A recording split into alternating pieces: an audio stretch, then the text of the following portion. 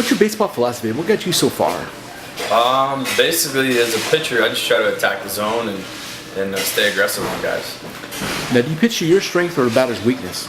I definitely pitch to my strength. A lot of times, especially early in your career, you can get caught up in pitching to hitters' weaknesses. But if their weakness is your weakness as well, it's better to attack them with your strength, even though it's their strength. Now, what round were you drafted? 31st. Now, because they talk about these first-round draft picks that have all this talent in the world, but once they get an organization, some of them are getting passed up by guys in the 50th round. Why does that happen? I'd say it's just kind of survival of the fittest in a sense. I mean, as an investment on a business side of it, a first rounder is going to have more opportunities, but if you're a later guy that's taken later in the draft and you just continue to be relentless and continue to work hard and continue to produce, at some point it can't be ignored. So as for why that happens, I don't know. Maybe some guys get content, maybe some guys find out that pro ball isn't everything they thought it would be. I don't know. Now, spring training, when you show up, there's tons of guys at your spot. Everybody's crowding them out. How do you approach that? Well, the more and more springs you go to, you kind of have a feel for where you could possibly end up. So, like, even though if there are, say there's 10 guys at your position, maybe half of them are at a lower level and they're not going to be competing for your direct spot. But it can be intimidating going into camp, and I try to just keep blinders on and focus on what I can control, and if it doesn't work out with that particular club, then hopefully there's another one out there. Now, baseball, they say, is a failure sport. You go up and down the organization, sometimes there's injuries. Has there been a time that you wanted to give up baseball? Give up? No. There's definitely been tough days where you sit there and you're like, man, how am I going to bounce back from this? But there's never been a time where I wanted to give it up. What are some of the things about pro sports you learned the hard way that nobody told you about? Learn the hard way. I would say it has to do with baseball in particular is playing every day.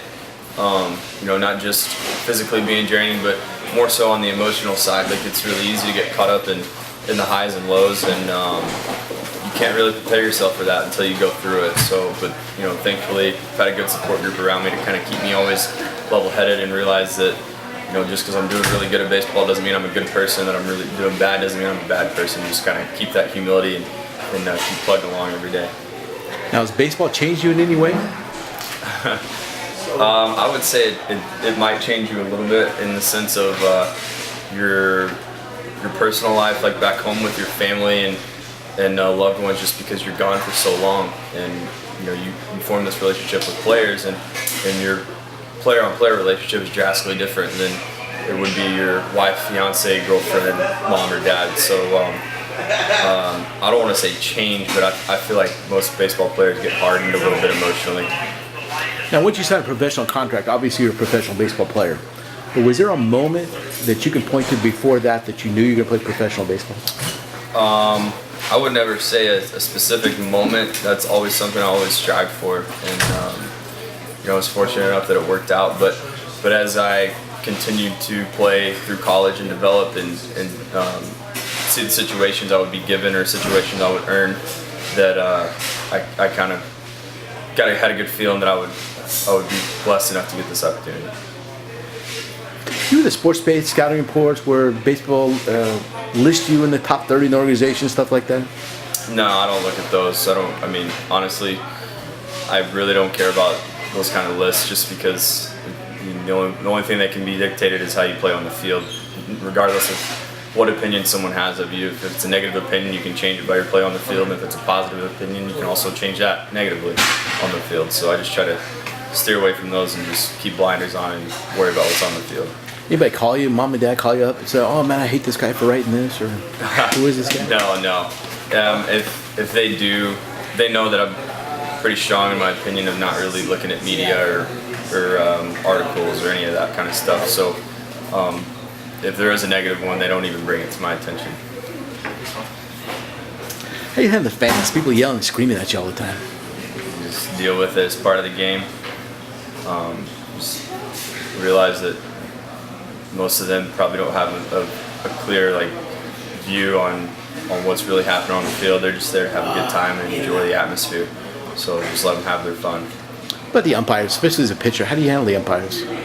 I try to handle them positively. I try to never ask an umpire about a pitch. I believe that regardless of the outcome of any given pitch, you have the opportunity to make it up on the next pitch if it was a negative result. So, if a guy does miss a call that I think's there, then I try to just brush it off as best as I can and try to make the next pitch.